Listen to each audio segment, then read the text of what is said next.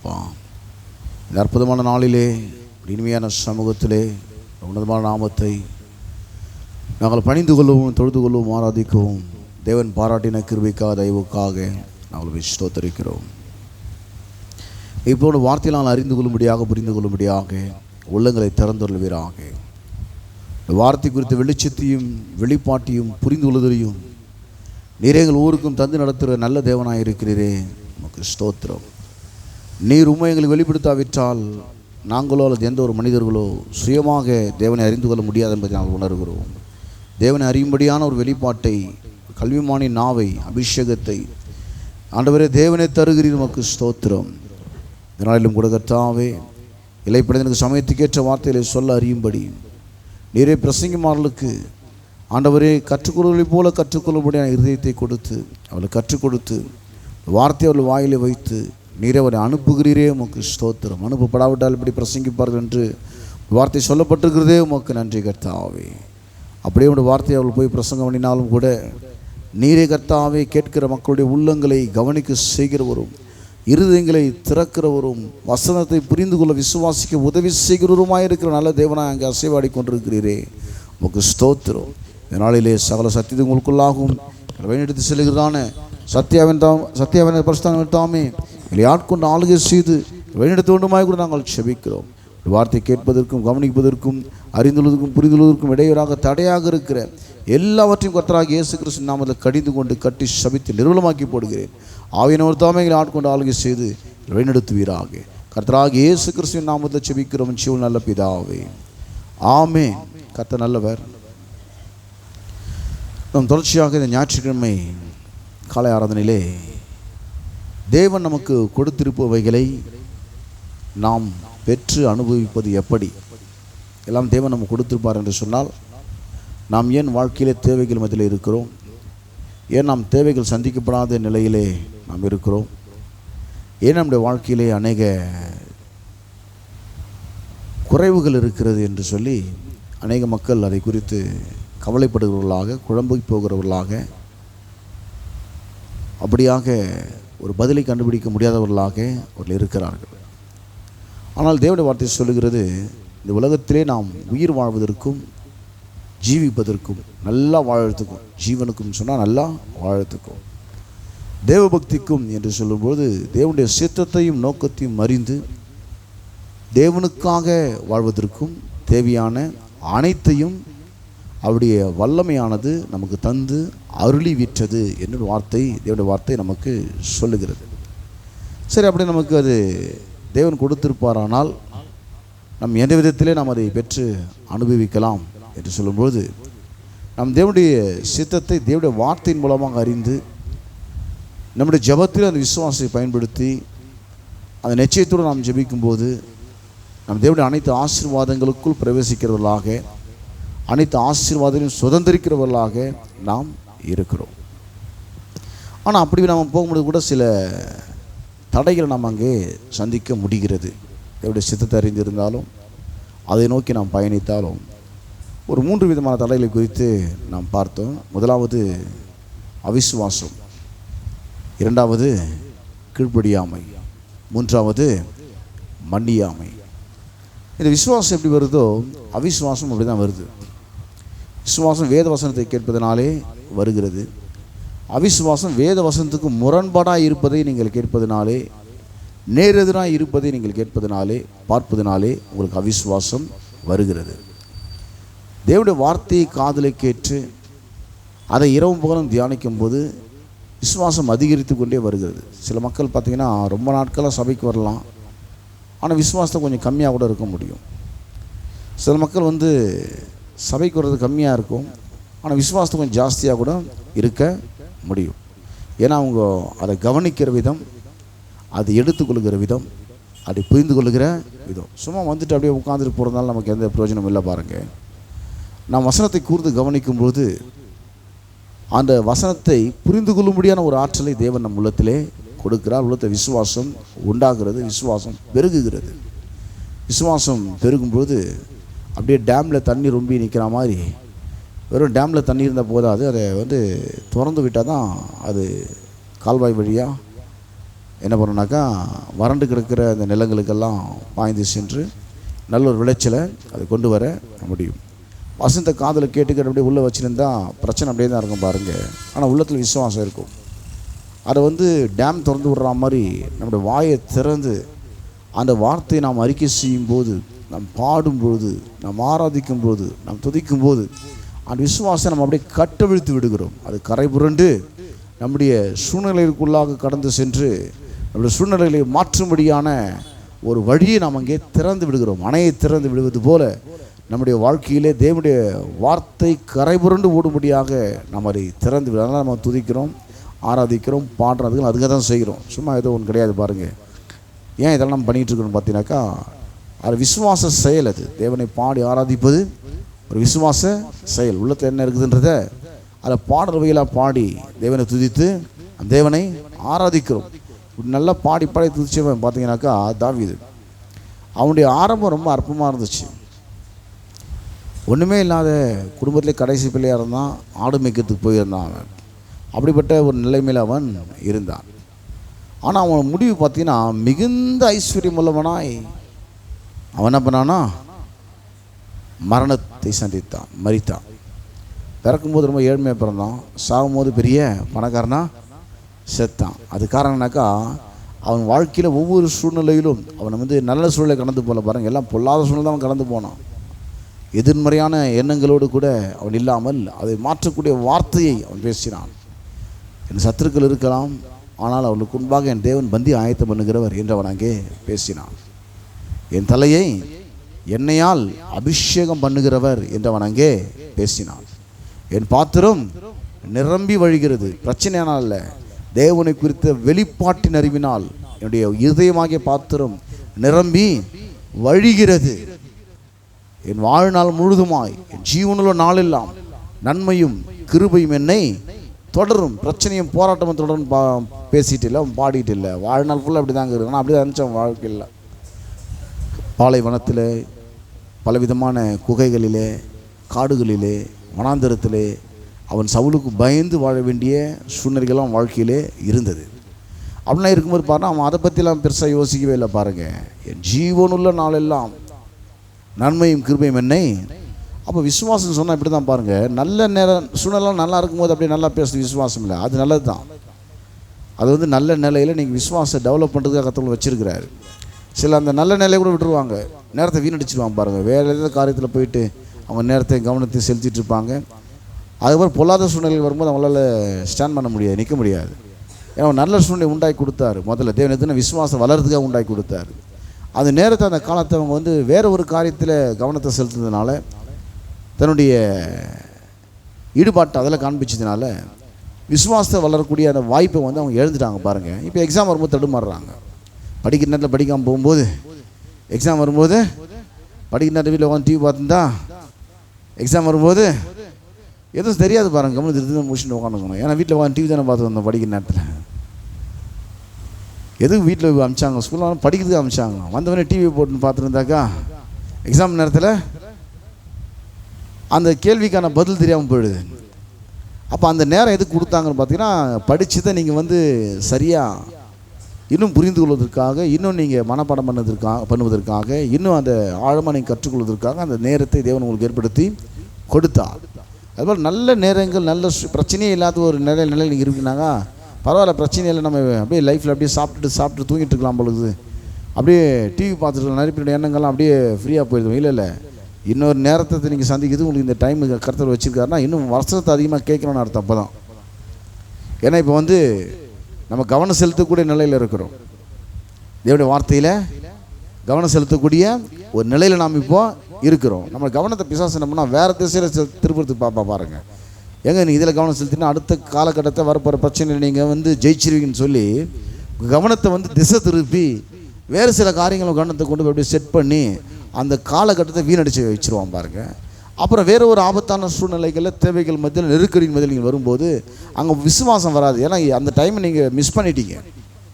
அப்போ தேவன் நல்லவராக இருக்கார். சரி பரவாயில்ல, இன்னொரு டைம் ஏற்படுத்தி கொடுக்குறேன் உனக்கு, இன்னொரு டைமு ஏற்படுத்தி கொடுக்குறேன். போய் உட்காந்து நல்லா வசனத்தை கேட்ட வசனம்லாம் இரவு போன வீட்டில் உட்காந்து தியானிச்சுட்டே இரு.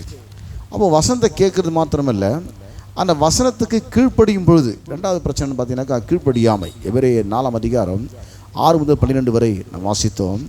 ஆகையால் சிலர் அதில் பிரவேசிப்பது இன்னும் வரப்போகிற காரியமாக இருக்கிறபடியினாலும், சுவிசேஷத்தை முதலாவது கேட்டவர்கள் கீழ்ப்படியாமையினால் அதில் பிரவேசியாமல் போனபடியினாலும், இன்று அவருடைய சத்தத்தை கேட்பீர்களாகில் உங்கள் இருதயங்களை கடினப்படுத்தாதிருங்கள் என்று வெகு காலத்துக்கு பின்பு தாவீது சங்கீதத்தில் சொல்லியிருக்கிறபடி இன்று என்று சொல்வதனாலே பின்னும் ஒரு நாளை குறித்திருக்கிறார். யோசுவா அவர்களை இளைப்பாறுதலுக்கு உட்படுத்தியிருந்தால் பின்பு அவர் வேறொரு நாளை குறித்து சொல்லியிருக்க மாட்டாரே. ஆகையால் தேவனுடைய ஜனங்களுக்கு இளைப்பாறுகிற காலம் இனி வருகிறதா இருக்கிறது. ஏனெனில் அவருடைய இளைப்பாறுதல் பிரவேசித்தவன் தேவன் தம்முடைய கிரியையெல்லாம் முடித்து ஓய்ந்தது போல தானும் தன் கிரியைகளை முடித்து ஓய்ந்திருப்பான். பாருங்க, ஒரு இளைப்பாறுதலோடு கூட நீங்கள் பதட்டம் இல்லாமல், நீங்கள் திகைத்து போகாமல், நீங்கள் அப்படியே அலசடிப்பட்டு கொண்டிருக்காமல், உங்கள் தேவைகளுக்காக நீங்கள் அப்படியே ஓடி திரிஞ்சு அலைஞ்சிட்டு இருக்காமல், நீங்கள் இளைப்பாறுதலோடு கூட இருந்து நீங்கள் அந்த ஆசீர்வாதத்தை சுதந்திரிக்க வேண்டும் என்று தேவன் விரும்புகிறார். என்ன பண்ணுறாரா, தேவனுடைய கிரியையெல்லாம் முடித்து 7ஆம் நாளில் ஓய்ந்திருந்தது போல் இப்போ என்ன சொல்கிறாரா, நீங்கள் செய்ய வேண்டியதெல்லாம் நீங்கள் விட்டுட்டு தேவன் என்ன சொல்லுகிறாரோ அதை செய்யும்படியான அந்த நிலைக்குள்ளாக நீங்கள் உங்களை வைத்து கொள்ளுங்கள். அதான் இளைப்பாறுதல். அப்படியே பல கமிட்மெண்ட்டில் உட்காந்து செஷனில் உட்காந்துருக்குதில்ல. ஐயோ அடுத்தது என்ன பண்ணுறது, அங்கே போன பொழுது அடுத்தது அவங்க பாதி நேரம் பார்த்தீங்கன்னாக்கா கொஞ்சம் கவனம் இங்கே தான் இருக்கும். மீதி கவனம்லாம் அடுத்த ப்ரோக்ராமில் போயிடும். அடுத்த ப்ரோக்ராம் இன்னும் அதில் அவங்க கவனங்கள்லாம் போயிடும். இதில் கவனம் செலுத்த முடியாது. பாருங்கள், அது இளைப்பாறுதல் இல்லை. அது உங்கள் மனம் அப்படியே ரெஸ்ட்லெஸ் மைண்டாக இருக்குது. அப்படியே ஒரு இளைப்பாறுதல் இல்லாமல் வாழ்க்கையில் அப்படியே எதையும் நீங்கள் உள்வாங்கிக் கொள்ள முடியாமல், சரியாக நீங்கள் கவனித்து அது நீங்கள் ஈர்த்து கொள்ள முடியாமல் உங்கள் மனம் உங்களை அப்படியே குழப்பத்தில் வச்சுருக்குது. இப்படியே வாழ்நாள் ஃபுல்லாக ஓடிது. பாருங்கள், தேவன் சொல்கிறார், ஏனெனில் அவருடைய இளைப்பாறுதல் பிரவேசித்தவன் எதை பற்றியும் கவலை பண்ண மாட்டான். நான் சரியான நிலையில் இருக்கிறேன், இன்னும் சரியானதை நான் பெற்றுக்கொள்ள போகிறேன். தேவன் தன்னுடைய கிரியெல்லாம் முடித்து ஓய்ந்திருந்தது போல தானும் தன் கிரியைகளை முடித்து ஓய்ந்திருப்பான்னு சொல்லிட்டு 16 ஆகையால் அந்த திருஷ்டாந்தத்தின்படி ஒருவனாகிலும் கீழ்ப்படியாமையினால் விழுந்து போகாதபடிக்கு, இப்படிப்பட்ட ஒரு திருஷ்டாந்தத்தின்படி ஒரு மனுஷன் கூட இந்த கீழ்ப்படியாமையினாலே விழுந்து போகாதபடிக்கு நாம் இந்த இளைப்பாறுதலில் பிரவேசிக்க ஜாக்கிரதையாக இருக்கும். ரொம்ப ஜாக்கிரதையாக இருக்கணும். பாருங்கள், கோட்டை விட்டு போகிறீங்க, கவனக்குறைவாக இருந்துட போகிறீங்க. உங்கள் கவனத்தை வேறு பக்கம் திருப்பி வேறு ப்ரோக்ராமில் செட் பண்ணி அவன் உங்கள் கவனத்தை சிதறிக்க நீங்கள் விட்டுற போகிறீங்க. ரொம்ப நீங்கள் ஜாக்கிரதையாக இருங்க. உங்கள் சரியான நிலையில் நீங்கள் வச்சுக்கொள்ளுங்க. தேவனுடைய வார்த்தையை கேட்கக்கூடிய, கவனிக்கக்கூடிய, புரிந்து கொள்ளக்கூடிய அந்த நிலையில் நீங்கள் உங்களை வைத்துக் கொள்ளுங்கள். அதான் உங்கள் கிரியெல்லாம் முடித்து அப்படி ஓய்ந்திருப்பார். தேவன் அப்படி ஓய்ந்திருந்தது போல் அதில் கம்பேர் பண்ணி இதை பேசுகிறார். பேசிட்டு அடுத்த வருஷம் தேவனுடைய வார்த்தையை கம்பேர் பண்ணி பேருந்து பாருங்கள். 12ஆம் வசனம், தேவனுடைய வார்த்தையானது ஜீவனும் வல்லமையும் உள்ளதாயும் இருவரும் கருக்குள்ள எந்த பட்டயத்திலும் கருக்கானதாயும் ஆவியும் ஆத்துமாவையும் கணுக்களையும் ஊனையும் பிரிக்கத்தக்கதாக உருவ குத்துகிறதாயும் இருதயத்தின் யோசனைகளையும் நினைவுகளையும் வகையறுக்கத்தக்கதாயும் இருக்கிறது. அப்போது தேவனுடைய வார்த்தையை கேட்டு அதை சரியான விதத்தில் நிறைய ப்ரோக்ராம் இருந்தாலும் சரி, மிகப்பெரிய பொறுப்பில் இருந்த மனிதர்கள்லாம் பார்த்தீங்கன்னா ஆண்டவர் சொன்னார், அதை பற்றிலாம் திங்க் பண்ணாதவா, இதை திங்க் பண்ணுன்றார். இதை பற்றிலாம் ரொம்ப வேலை அதிகமாக இருந்துங்க. அதோட பெரிய பொறுப்பில் இருந்தான் யோசுவா. மோசேக்கு அப்புறம் இஸ்ரவேல் ஜனங்களை வழிநடத்தி செல்லக்கூடிய மிகப்பெரிய பொறுப்பெலாம் இருந்தான். பாருங்கள், ஜனங்களுக்கு சாப்பாடு கொடுக்கணும், ஜனங்கள் சண்டை போட்டுக்குவாங்க, அவங்களுக்கு சமாதானம் பண்ணி சமரசம் பண்ணி விடணும், அப்புறம் ஜனங்களை வழிநடத்தி செல்லணும். நிறைய மிகப்பெரிய பொறுப்பெலாம் இருந்தான். ஆனால் அவனை பார்த்து ஆண்டவர் சொன்னார், இந்த நியாயப்பிரமாண புஸ்தகம் உன் வாயை விட்டு பிரியாதிருப்பதாக, இதில் எழுதியிருக்கிறதெல்லாம் செய்ய நீ கவனத்தை எங்கே வச்சிரு, அதன் மேலே வச்சிடாத. இவ்வளோ பெரிய பொறுப்பில் நான் இருக்கிறேன்னா அதை எப்படி செஞ்சு கவனத்தை அதன் மேலே வச்சிடாத, இதில் மேலே வை கவனத்தை, அந்த வேலை சூப்பராக நடக்கும். எதில்? இந்த நியாயப்பிரமாண புஸ்தகம், தேவனுடைய வார்த்தையின் மேலே கவனத்தை நீ வை. இந்த நியாயப்பிரமாண புஸ்தகம் வாயிலேருந்து பிரச்சனை வரக்கூடாது, இந்த புஸ்தகத்திலிருந்து வரணும். வாயிலிருந்து தேவனுடைய வார்த்தையில் என்ன சொல்லப்பட்டிருக்குதோ அதுவும் வாயில் வச்சிரு. பிரச்சனையை வாயில் வச்சிடாத, அதை பற்றி மக்கள் எப்படி பேசினாலும் அதை வாயில் வச்சிடாத. தேவன் என்ன சொன்னார் என்பதை வாயிலே வைத்து பேசு. அப்படிதான் பேசினான் இந்த காலேப் யோசுவா. அவங்க தான் போனாங்க. கானான் தேசத்துக்குள்ளே அவங்க தான். அவனை பார்த்து ஆண்டவர் சொன்னார், உன் கவனத்தை வேற எங்கேயும் வச்சிடாதப்பா, மிகப்பெரிய பொறுப்பில் உனக்கு கொடுக்கப்பட்டிருக்கலாம். நீங்கள் சாதாரண நாட்கள் கிடையாது, எல்லாரும் ஒரு பொறுப்பில் இருக்கிறீங்க. அதில் நிறைய உங்கள் ஈடுபாடை காண்பிக்க வேண்டியது இருக்கிறது, உங்கள் கவனத்தை நீங்கள் அதில் செலுத்த வேண்டியது இருக்கிறது. ஆனால் கர்த்தர் சொல்கிறாரு, அதை விட முக்கியமான ஒரு காரியம் ஒன்று இருக்குது. அந்த பொறுப்பு சிறப்பாக நடக்கணும்னா இதில் நீ கவனத்தை செலுத்தினா உன் வேலை ரொம்ப நீ செஞ்சால் எவ்வளோ நல்லாயிருக்கும் அதோட சூப்பராக வந்துடும். அது இந்த நியாயப்பிரமாண புஸ்தகம் வாயை விட்டு பிரியாது இருப்பதாக இது எழுதியிருக்கிறதெல்லாம் செய்ய நீ கவனமாக இருக்கும்படி இரவும் பகலும் அதை எதை வசனத்தில் சொல்லப்பட்டது அதான் கீழ்ப்பட்டது. வசனம் என்ன சொல்லுதோ அதை இரவும் பகலும் தியானித்து கொண்டிருப்பாயாக, அப்பொழுது நீ உன் வழியை வாய்க்க பண்ணுவாய், புத்திமானாயும் நடந்து கொள்வாய். அப்போ நீ எதை செய்கிறமோ அதை சக்ஸஸாக பண்ணிடுவே. நீ உன் வழியை வாய்க்க பண்ணுவாய், புத்திமானாயும் நடந்து கொள்ளுவாய். அப்போ தேவனுடைய வார்த்தை என்ன சொல்லுதோ அதுலேயே கவனத்தை வச்சுட்டு அதுக்கு நேர் எதிரான சூழ்நிலைகள் என்ன சொல்லுதோ அதன் மத்தியில் நீங்கள் தேவனுடைய வார்த்தை சொன்னதை நீங்கள் கன்ஃபஸ் பண்ணும்போது, நீங்கள் அறிக்கை செய்யும்போது, நீங்கள் பேசும்போது, நீங்கள் பாடும்பொழுது, அப்போ நீங்கள் புத்திமானாய் நீங்கள் நடந்து கொள்ளுகிறீர்கள். புத்திமானாய் நடந்து கொள்வாய். அப்போ பார்த்தீங்கன்னாக்கா இந்த புத்திமான் அப்படின்னு சொல்லும்போது ஆண்டவராக இயேசு கிறிஸ்து புதிய ஏற்பட்ட ரொம்ப அழகாக அதை விளக்கி சொல்கிறாரு. 2 விதமான மக்கள் வசனத்தை கேட்குறாங்க. அதில் ஒரு மனுஷன் வந்து புத்திமானாக இருக்கிறான், புத்தியுள்ளவனாக இருக்கிறான். இன்னொரு மனுஷன் வந்து புத்தி இல்லாதவனாக இருக்கிறான்.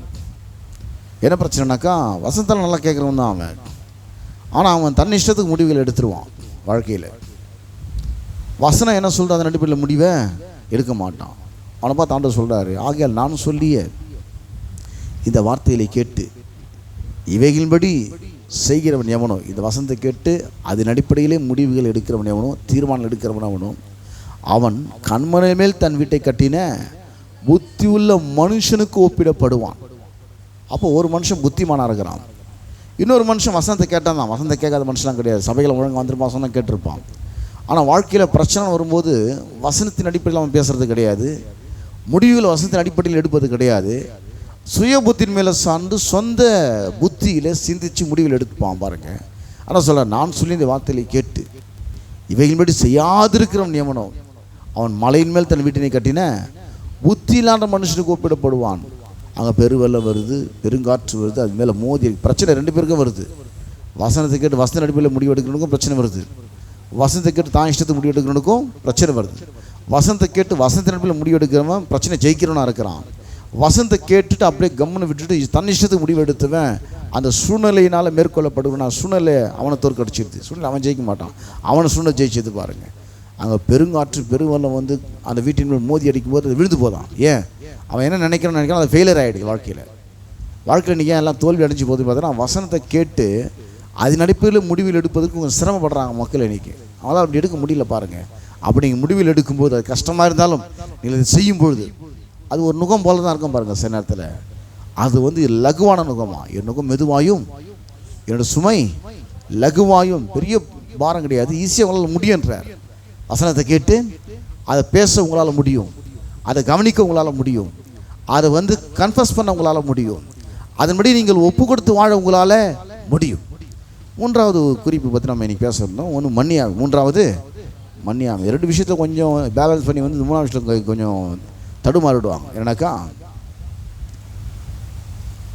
பைபிளில் வந்து வேறு மாதிரி எழுதப்பட்டிருக்கோம், நம்ம அதை நம்ம லாங்குவேஜில் புரிகிற மாதிரி நாம் அதை சொல்லணும். இந்த மத்தேயு 18:23-35 வரைக்கும் அந்த பகுதி இருக்குது. இல்லைனாக்கா உதாரணத்துக்கு அங்கே வந்து எப்படி இருக்குன்னு பார்த்தீங்கன்னா அதை வாசித்தரோம். முதல்ல மத்தேயு 18:23-35 இருக்கும். எப்படி எனில் பரலோக ராஜ்யம்னா இப்போ ரட்சிக்கப்பட்டு இந்த காலத்தில் வாழ நமக்கு சொல்லப்பட்டது. செத்து போன பிறகு பரலோகம், மறுபடியும் பிறகு ரட்சிக்கப்பட்டு சாவூர் வரைக்கும் இந்த பூமியில் வாழ்ந்து பரலோக ராஜ்யம். அப்போது எப்படி எனில் பரலோக ராஜ்யம் தன் ஊழிய காலத்தில் கணக்கு பார்க்க வேண்டும் என்று இருந்த ஒரு ராஜாவுக்கு ஒப்பாக இருக்கிறது. அவன் கணக்கு பார்க்க தொடங்கின போது 10,000 தாலந்து கடன்பட்ட ஒருவனை அவனுக்கு முன்பாக கொண்டு வந்தார்கள்.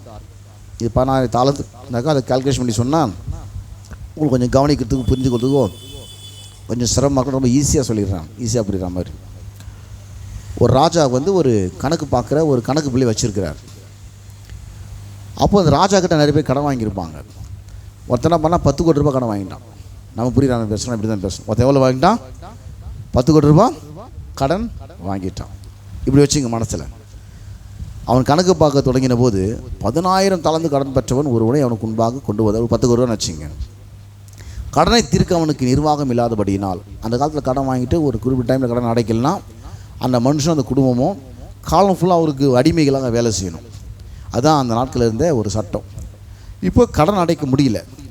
இப்போது கடனை தீர்க்க அவனுக்கு நிர்வாகம் இல்லாதபடினால் அவனுடைய ஆண்டவன் அவனையும் அவன் பெண் ஜாதி பிள்ளைகளையும் அவனுக்கு உண்டான எல்லாவற்றையும் விற்று கடனை தீர்க்கும்படி கட்டளையிட்டான்.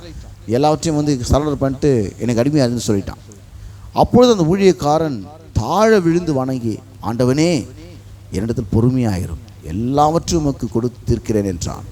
அந்த ஊழியக்காரனுடைய ஆண்டவன் மனதிறங்கி அவனை விடுதலை பண்ணி கடனையும் அவனுக்கு மன்னித்து விட்டான். நான் கொடுத்துட்றான், நான் பரவாயில்ல கொடுக்கணும், பரவாயில்ல பாப்பா.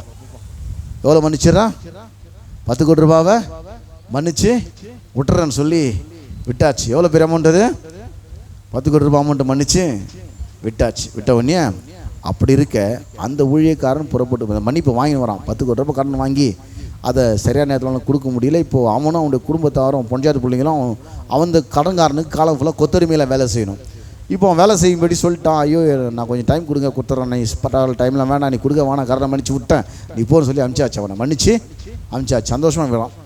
அப்படி வரும்போது இப்போ நடுவில் ஒன்று நடக்குது. என்னன்னாக்கா, அப்படி இருக்க அந்த ஊழியக்காரன் புறப்படுகையில் தன்னிடத்தில் 100 வெள்ளி பணம் கடன் பட்டவனாக இருந்த தன் உடன் வேலைக்காரன் கண்டு அவன் 10 கோடி ரூபாய் மன்னிச்சு விட்டார் இல்லையா, 10 கோடி ரூபாய் கடன்காரன் அவன் மன்னிப்பு வாங்கின்னு வரான். இப்போ இவங்ககிட்ட ஒருத்தன் 1000 ரூபாய் கடன் வாங்கிட்டான். எவ்வளோ கடன் வாங்கிட்டான்? இவன் எவ்வளோ கடன் வாங்கியிருந்தான்? அவர்கிட்ட 10 கோடி ரூபாய் வாங்கியிருந்தான். இப்போ இவங்ககிட்ட ஒருத்தன் எவ்வளோ வாங்கிட்டான்? 1000 ரூபாய் கடனே வாங்கிட்டான். இப்போ அப்படி தான் அது சொன்ன ஈஸியாக புரியறதுக்காக சொல்கிறேன். அப்படி இருக்க அந்த ஊழியக்காரன் புறப்பட்ட வகையில் தன்னிடத்தில் 100 வெள்ளி பணம் கடன்பட்டவனாக தன் உடன் வேலைக்காரனை ஒருவனை கண்டு அவனை பிடித்து தொண்டையை நிறுத்தி, நீ பட்ட கடன் எனக்கு கொடுத்து தீர்க்க வேண்டும் என்றான். அந்த 1000 ரூபாய் நீ கொடுத்தா அவனு சொல்லி யார் போட்டு அவனை தொந்தரவு பண்ணுறதுன்னு பார்த்தீங்கன்னாக்கா, அந்த 10 கோடி ரூபாய் கடன் வாங்கி மன்னிப்பு வாங்கினோம் தானே, அவங்ககிட்ட ஒரு 1000 ரூபாய் கடன் வாங்கிடுறான். அவனை மன்னிக்க மனசு இல்லை. அப்பொழுது அவனுடைய உடன் வேலைக்காரன் காலையில் விழுந்து, என்னிடத்தில் பொறுமையாயிரும். அவன் காலெலாம் விழலை, என்கிட்ட பொறுமையாகிறனா. இவன் காலிலே விழுந்துட்டான். 1000 ரூபாய்க்கு காலில் விழுந்துட்டு, என்னிடத்துல பொறுமையாயிரும், எனக்கு கொடுத்து தீர்க்க வேண்டும். அப்போ பார்த்தீங்கன்னாக்கா, எல்லாவற்றையும் கொடுத்து தீர்க்கிறேன் என்று அவனை வேண்டிக் கொண்டான். அவனும் சம்மதியாமல் போய் அவன் பட்ட கடனை கொடுத்து தீர்க்கும் மூலம் அவனை காவலிலே போடுவித்தான். இல்லைலாம் முடியாது, தண்டனை கொடுத்து அவன் வேண்டாம், மன்னிக்க முடியாது. உன்னை போ மன்னிக்கவே யார் முடியாத? இவருக்கு 10 கோடி ரூபா மன்னிச்சு விட்டார் ஒருத்தர். இப்போ இவர் யாருக்கு மன்னிக்க மாட்டாரா? இவர்கிட்ட வாங்கின 1000 ரூபாய் கடன் வாங்கினவரை மன்னிக்க மாட்டார். நடந்ததை உடன் வேலைக்காரர் கண்டு மிகவும் துக்கப்பட்டு, பார்த்தீங்கன்னாக்கா, நடந்ததுடன் வேலைக்காரர் கண்டு மிகவும் துக்கப்பட்டு ஆண்டவரிடத்தில் நடந்ததெல்லாம் அறிவித்தார்கள். அந்த 10 கோடி ரூபாய் கடன் வாங்கி மன்னிச்சு விட்டான் பாருங்க, அதை பற்றி அந்த நியூஸ் அவங்ககிட்ட சொல்லிட்டாங்க.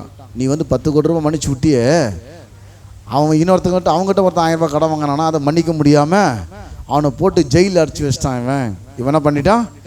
பனிஷ்மெண்ட் கொடுத்துட்டான், தண்டனை கொடுத்துட்டான். நீ 10 கோடி ரூபாய் மன்னிச்சு விட்ட, இவனால் 1000 ரூபாய் மன்னிக்கிறதுக்கு மனசு இவனுக்கு இல்லை அப்படின்னு ஒன்னே.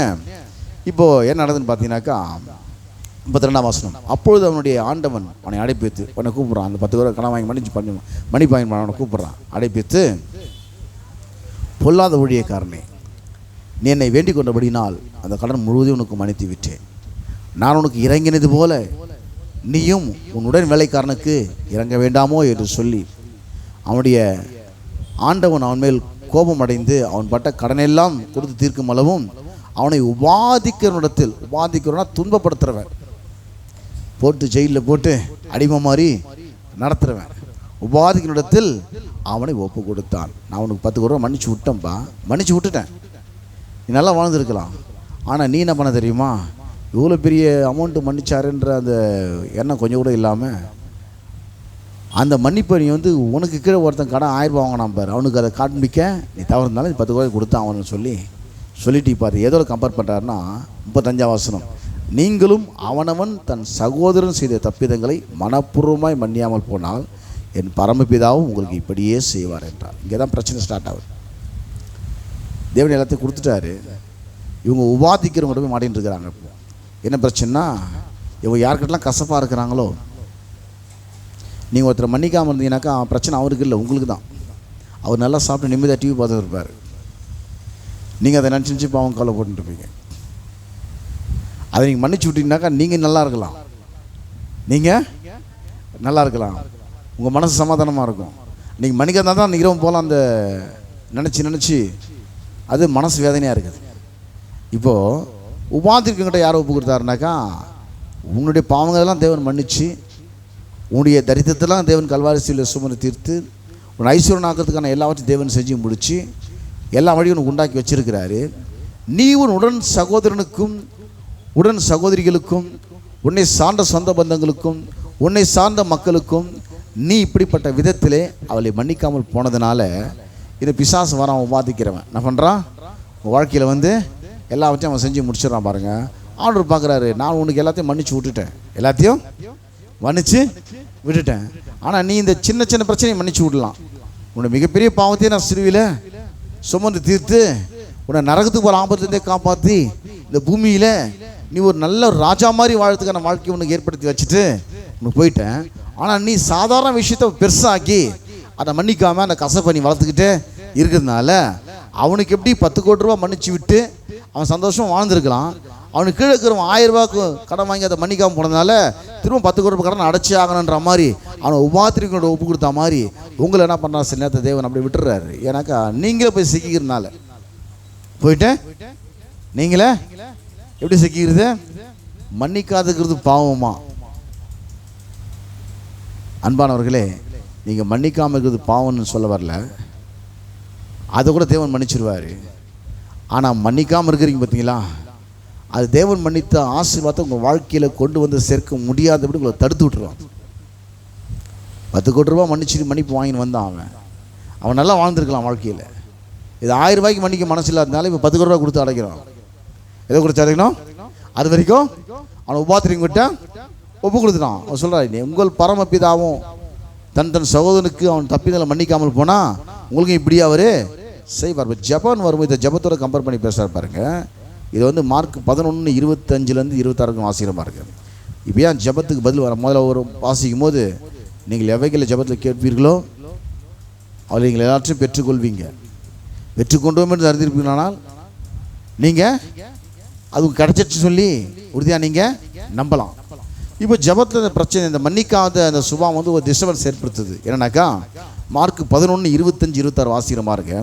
நீங்கள் ஜபம் பண்ணும்போது ஒருவன் பேரில் உங்களுக்கு யாதொரு குறை உண்டாக இருக்குமானால் பரலோகத்தில் இருக்கிற உங்கள் பிதா உங்கள் தப்பிதங்களை உங்களுக்கு மன்னிக்கும்படி அந்த குறை அவனுக்கு மன்னியுங்கள். நீங்கள் மன்னியாதிருப்பீர்களானால் பரலோகத்தில் இருக்கிற உங்கள் பிதா உங்கள் தப்பிதங்களை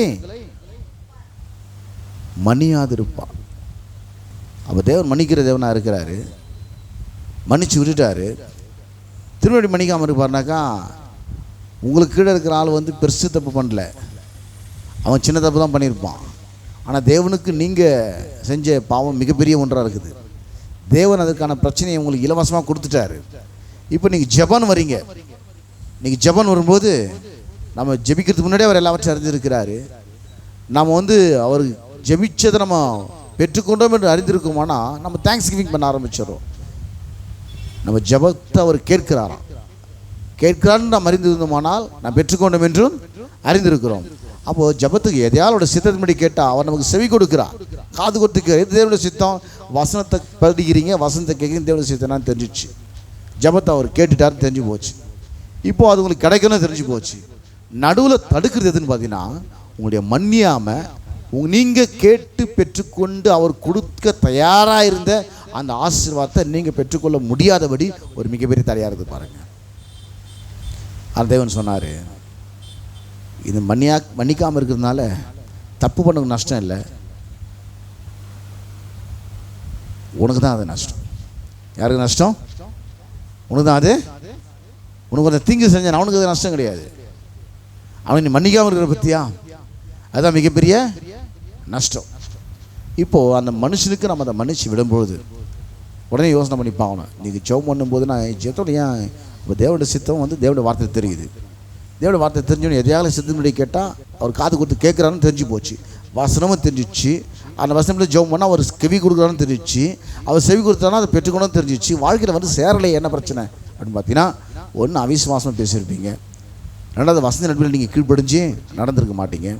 மூன்றாவது நீங்கள் என்ன பண்ணியிருக்க மாட்டீங்க, உங்களுடன் சகோதரருக்கு மன்னித்து அவர்களை நேசித்திருக்க மாட்டீங்க. அந்த பகையை அப்படியே வளர்த்து வளர்த்து வளர்த்து வளர்த்து வளர்த்து விட்டு அந்த கசப்பை அப்படியே வளர்ந்து வளர்ந்து வளர்ந்து வளர்ந்து வளர்ந்து ஒருத்தரை கண்டிக்கிறதுன்றது வேறு, ஒருத்தரை மன்னிக்காமல் இருக்குதுன்றது வேறு.